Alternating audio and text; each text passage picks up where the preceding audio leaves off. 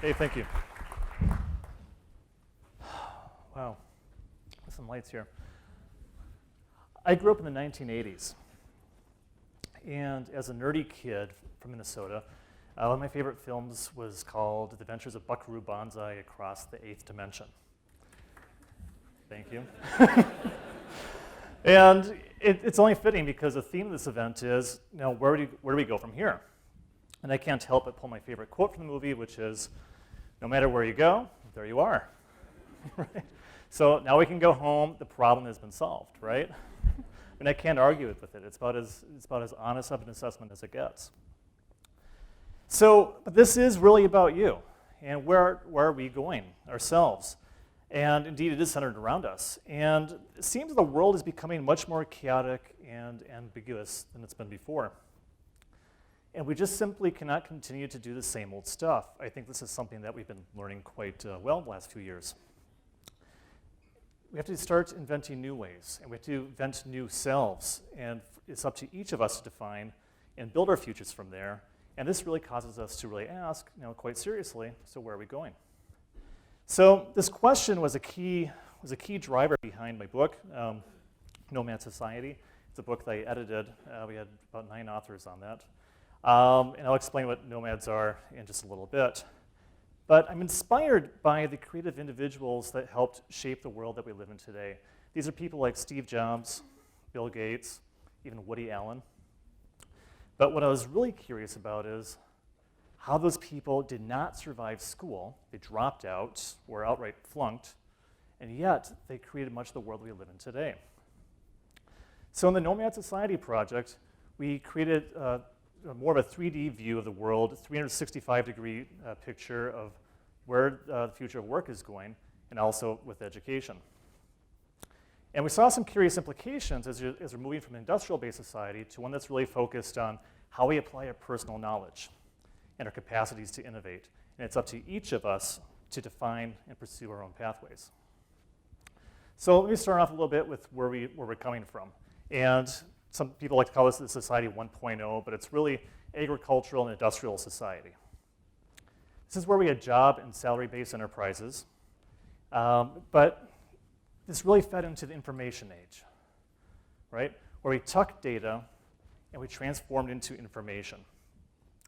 And using industrial principles, we organized things quite hierarchically, right? Because we wanted to know how things relate with each other and in orders and command orders, et cetera. And also in the workplaces, we organized ourselves very hierarchically. You knew what the boss was and the different reports. You know what the finance person did. I know what I did, because we were very siloed. And this is all done to avoid chaos and ambiguity at all costs. And so in this age, the idea of a career, and this is actually a definition from the Random House Dictionary, this is the first one, an occupation or profession, especially one requiring special training, followed as one's life work, was really pretty much it. Your career is what you had. It was very static. And the word career is actually derived from 16th century variation of carrier, as in it's something that carries you throughout life. So your job was your work.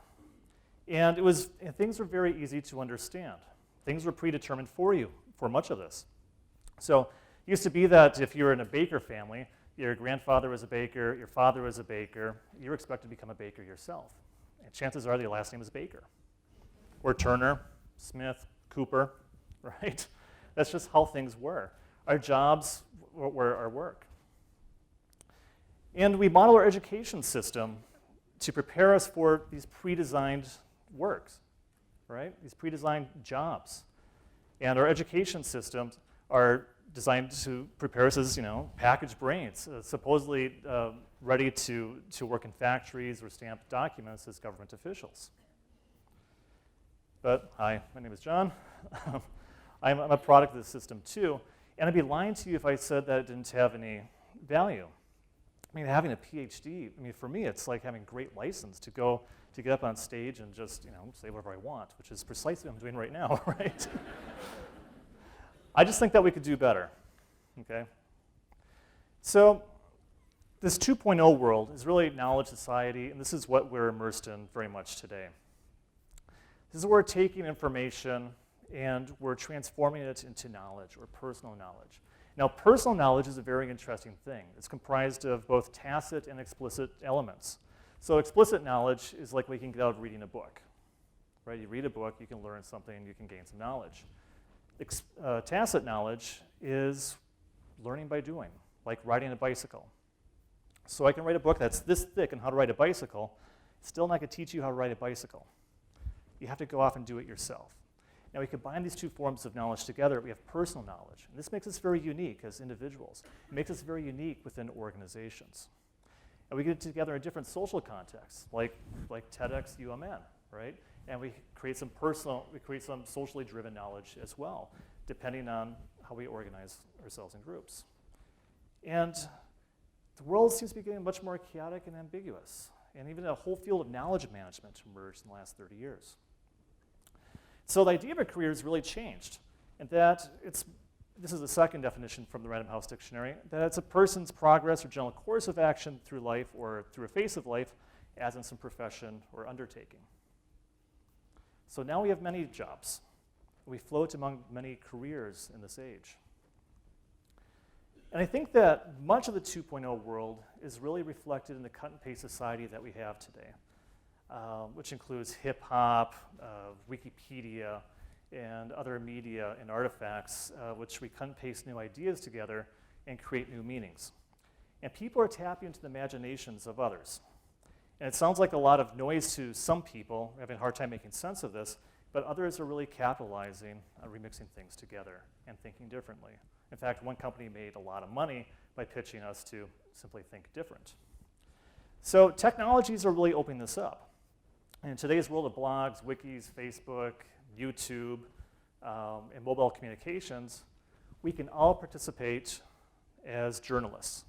We can all participate as scientists. We can even all participate as teachers as well. Now, looking in the future just a little bit, this is what I like to call Knowmads society, or some people call it Society 3.0.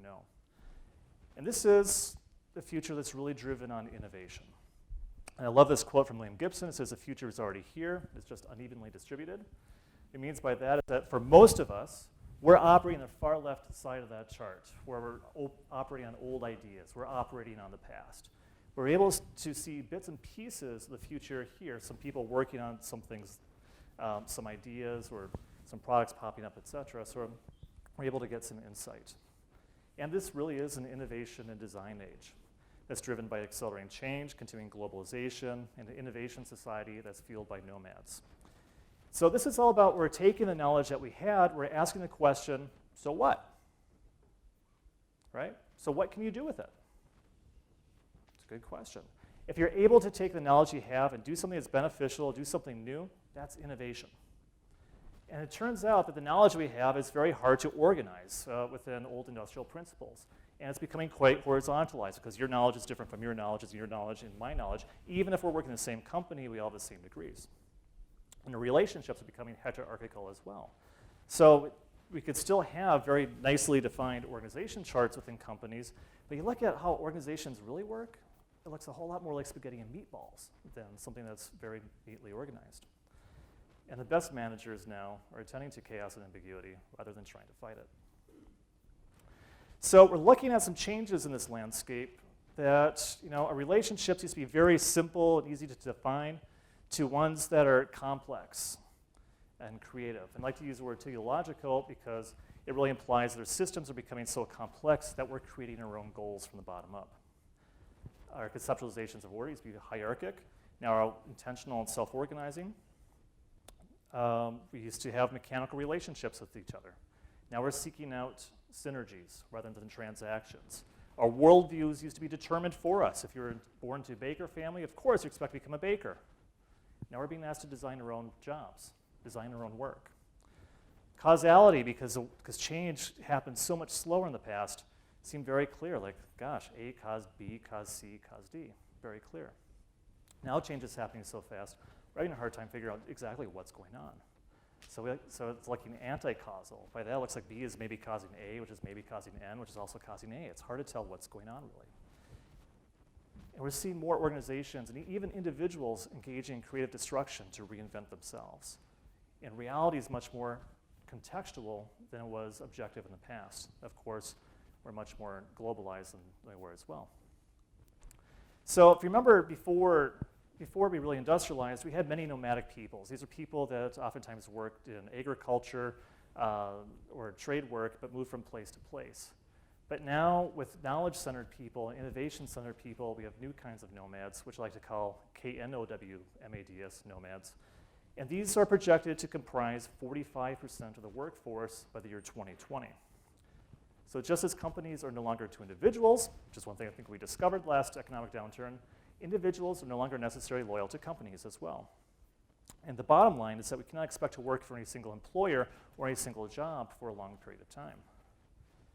So nomads are creative, imaginative, and innovative people who can work with anybody, anytime, at almost any place. They can be anybody at any age. They leverage their personal knowledge to contextually solve problems. They're motivated to collaborate. They purposefully use new technologies. They share what they know. They learn, unlearn, and adapt to new ideas necessary as continuous learners. And they thrive in non-hierarchical environments. And they're also not afraid of failure. So the idea of a career now is really becoming a depreciated concept. This is my definition of it, because it doesn't really exist anymore. Now it's up to each of us to define ourselves and evolve our work as individuals. So nomads differentiate their jobs from work. They used to be indistinguishable. Now they're very different. Jobs are kind of like gigs, these things we take on here and there. But work is something that's much more personal. It's much more individualized. It's something that belongs to me. And so when I take on a job, I work to contextualize what I do to provide new value. And this is the nomadic way. So we all need to find our own work. And this is a great quote from John Hall from King Missile. I want to be different, just like everybody else I want to be like. Right? And indeed, this is what we really need to be. And if you remember back in the 1950s, 1960s, we did the moonshot, how straight-laced, clean-cut NASA used to be, the pocket protectors and nice nerdy glasses. Now they're also reinventing themselves for this nomadic society. This is Bobak Ferdowsi at NASA. He's one of the guys that landed the Mars Curiosity rover last year. Again, we all want to be different, just like everybody else. So this is the bottom line. Nomads stand out, and so should you. But what this means for schools and how we educate for this world, I think it presents some challenges. It means that we need to move from systems and ideas where meaning was dictated to us top down from the teacher from the classroom to something that becomes much more of a social process, socially constructed and contextually reinvented. Technology, when I went to school, if I brought something like an iPhone into the classroom, it would have been confiscated at the classroom door. I've been very lucky to get it back at the end of the year. But we need to start embracing technologies for what they are as part of an ambient digital universe. Teaching used to be done just from teacher to student, but now we have new opportunities so we can teach from teacher to student to teacher, people utilizing technologies to co-teach people. Schools used to be located in just bricks. Of course, we have bricks and clicks now online, but now we also have opportunities to build education and learning into social functions so you can go to a bar and have a learning experience that's recognized. Go to a bowling alley, have a learning experience and recognize it. We can become lifelong learners and also lifelong teachers. When I went to school, my parents viewed school very much as daycare, right? But in a world that's constantly changing, we have to start thinking of schools as places where we can all learn as well. Because we're looking to create more coworkers and entrepreneurs than assembly line workers. So I'm a big fan of Ken Robinson's TED Talk. If you're here, I'm guessing most of you have seen it. He's got some great jokes about William Shakespeare, taking a rather extraordinary guy and placing him into quite an ordinary English classroom.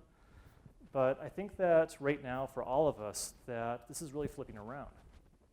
For ordinary people, we're starting to see ourselves in an extraordinary world.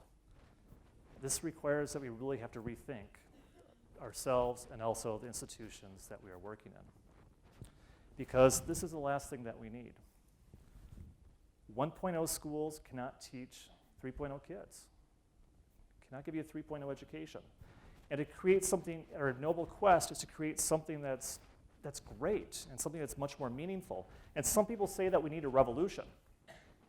And some people say that we need an innovation. I think we need both. Or as Ronald Vandenhoef put it in our book, we need an innovution. So innovate. Thank you.